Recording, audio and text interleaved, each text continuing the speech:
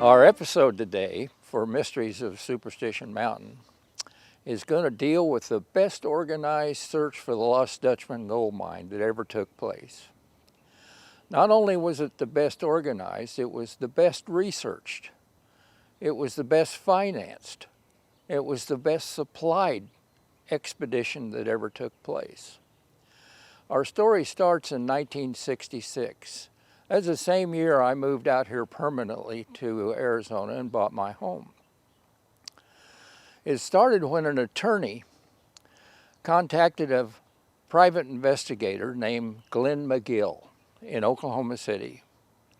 He wanted Mr. Magill, who he knew was very experienced in finding missing people, to find a missing heir to an estate. And after Mr. Magill found this missing heir, the attorney invited him to a celebratory dinner. And during that dinner, the attorney told Mr. Magill the story of the Lost Dutchman legend. Magill wasn't all that interested in it because he thought, looking for something like that might take years. But the attorney offered to finance his first expedition and promised to send him all the documentation that he had on hand. Well, Glenn had a job come up that took him to Phoenix.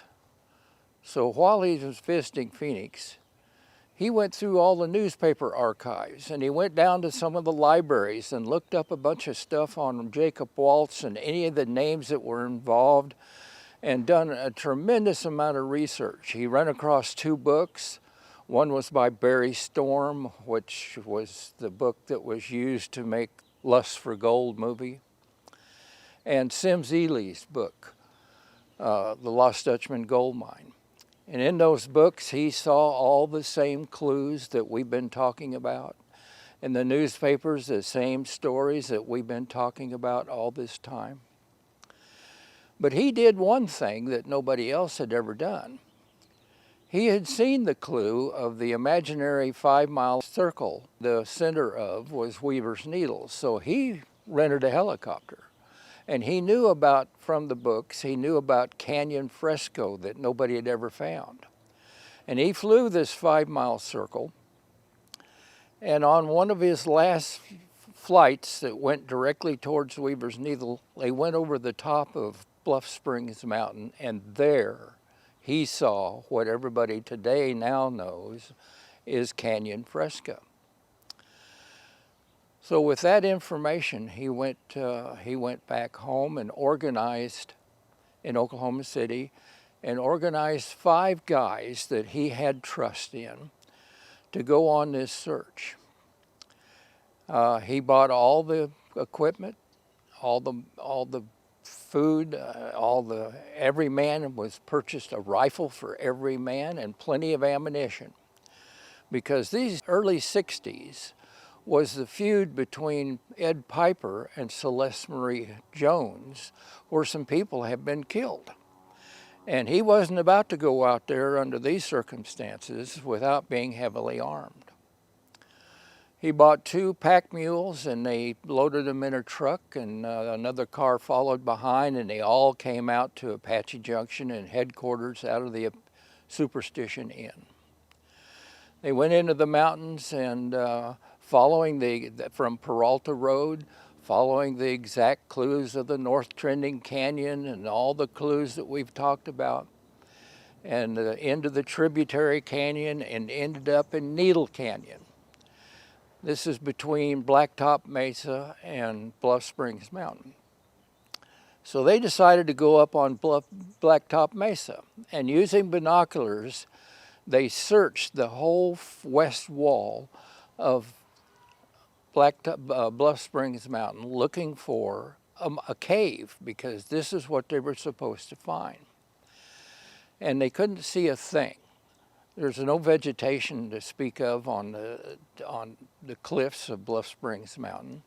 So they went on down the side of Blacktop Mesa where Adolph Ruth's body was found. And by the way, I need to back up a little bit there because he also contacted Adolph Ruth's son. He tracked him down and gave him a phone call because he explained to his son that he thought that Adolph wouldn't have took the original maps into the Superstitions. He would probably have taken copies, and perhaps some member of the family might have the originals.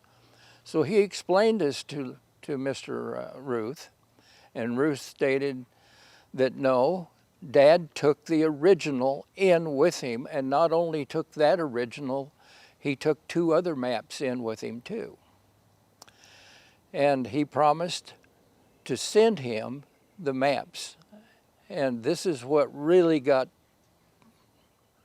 Mr. Magill so excited about doing this expedition. So now we're back in Needle Canyon, and using the Ruth Gonzalez profile map, he found the face that looked like a man and the pillars that they were talking about.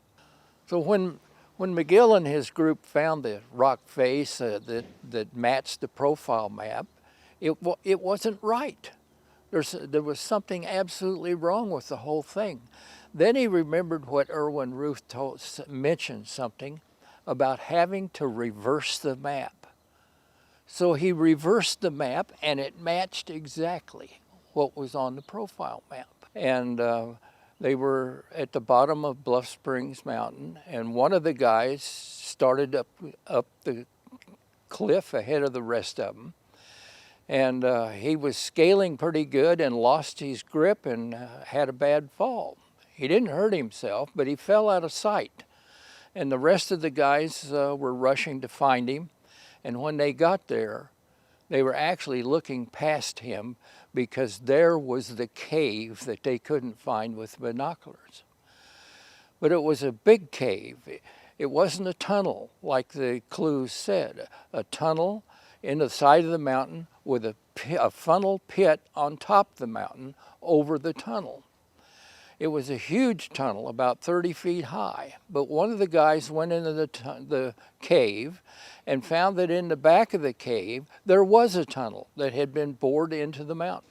Since they found the tunnel in the back of the cave, they were now assured that the pit mine was going to be found on top of the cliffs. But even though Mr. Magill had flown the Superstitions in a helicopter and found Canyon de Fresca and knew about Bluff Springs Mountain, he didn't know of a way to get up on the top because it was sheer cliffs. So he decided to rent a helicopter, and this helicopter was just a 2-seater. It could only take one guy at a time and very small amount of supplies, and it was $75 an hour to use this helicopter, and it was very expensive getting the whole group up on top of Bluff Springs and all the equipment.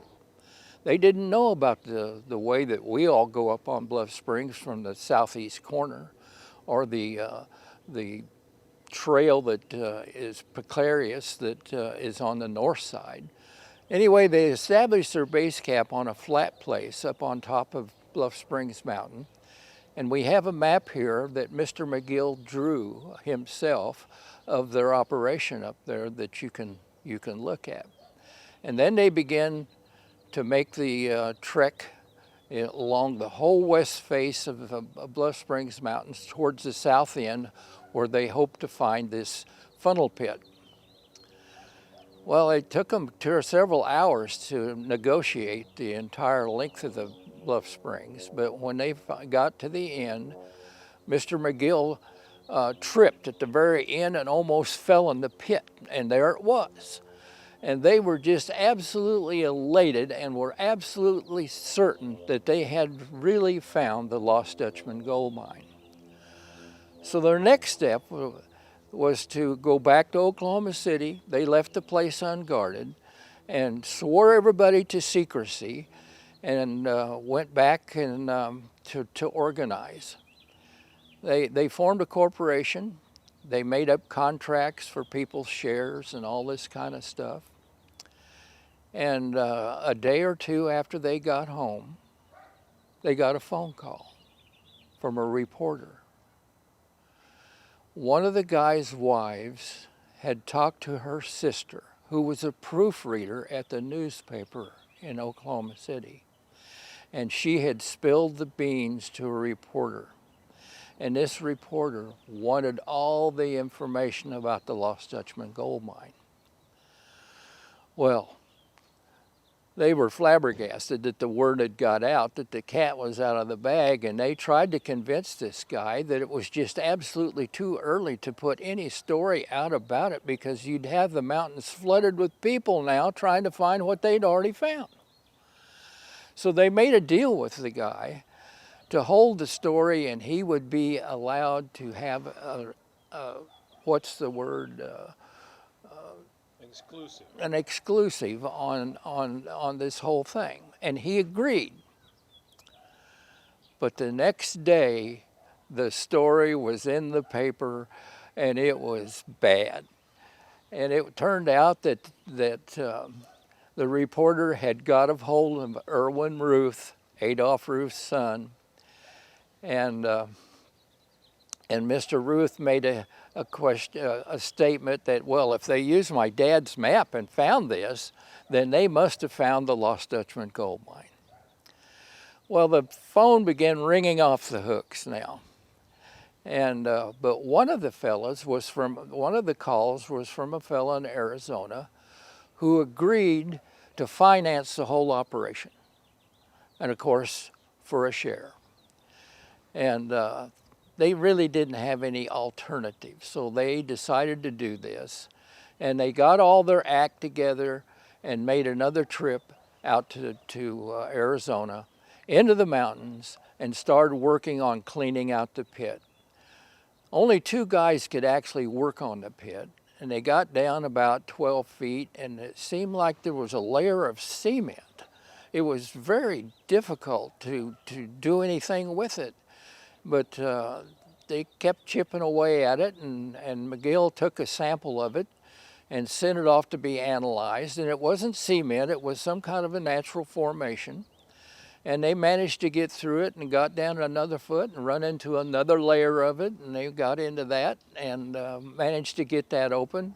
Meanwhile, some guys were working on the tunnel, and they come upon a wall of the same kind of stuff that looked like a door. And they just kept working at this till, and Magill was in and out of the mountains back to Oklahoma City and stuff like that while all this was going on. And finally a phone call came to Glen that they had broken through the last layer of this stuff and came across some wooden logs that were across the bottom. And they took up the logs, and they were hand-hewn, and the guy that made the call reported that, well, we found the vein, but it was worked out. Tom Collenborn and I, as co-founders of the museum, we had been on Bluff Springs Mountain a time or two. One time we went up to look for a 18-inch opening that his dad had found many years ago. And if you look at Glen Magill's map, clear over on the east end of Bluff Springs Mountain, you'll find a notation where it says Cave of the Lost Sandals. Well, the Lost Sandals was not what we were looking for, but it was an 18-inch opening that I read, that Tom allowed me to read in his dad's diary, that he found and went in, and it opened up into a larger chamber, then narrowed down again and opened up into a much larger cave. And in there he found a couple of really old trunks. And he didn't tell his buddies about it because his statement was they'd just take it out and put it on their mantle. So he just left all of it in there.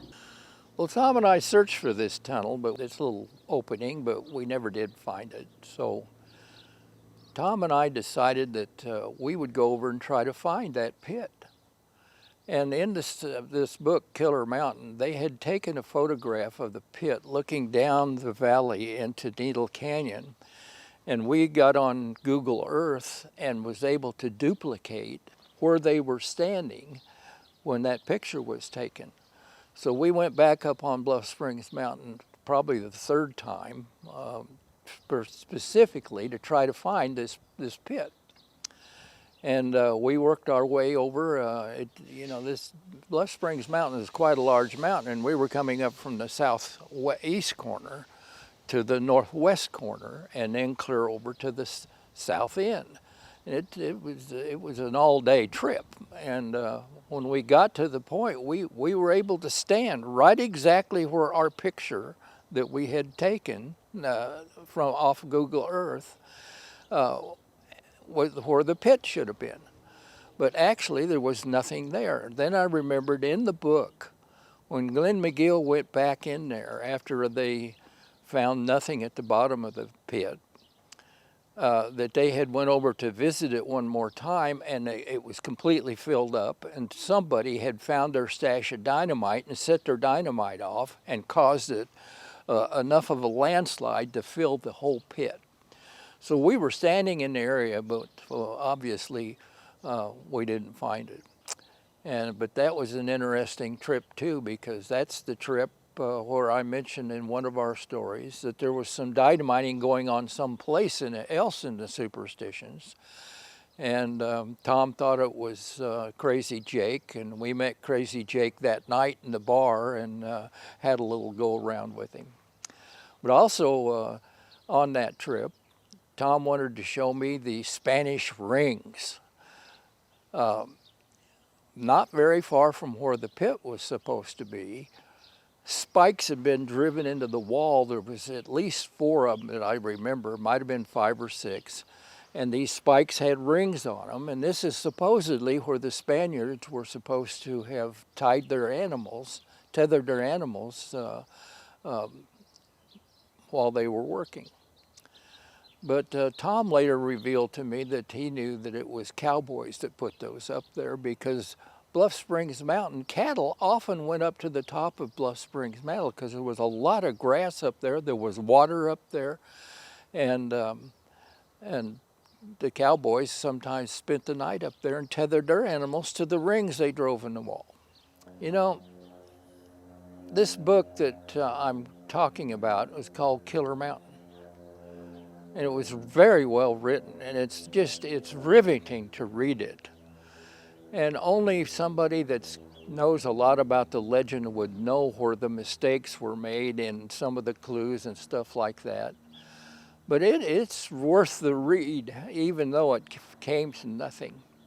But Glen Magill was back in the mountains several times after that. The last date I remember was 1973. He was still back in there. And when we got our tax exempt status in 1980, Tom Collenborn had contacted Mr. Magill, and Mr. Magill was in our first journal as an honorary board member of the Superstition Mountain Historical Society.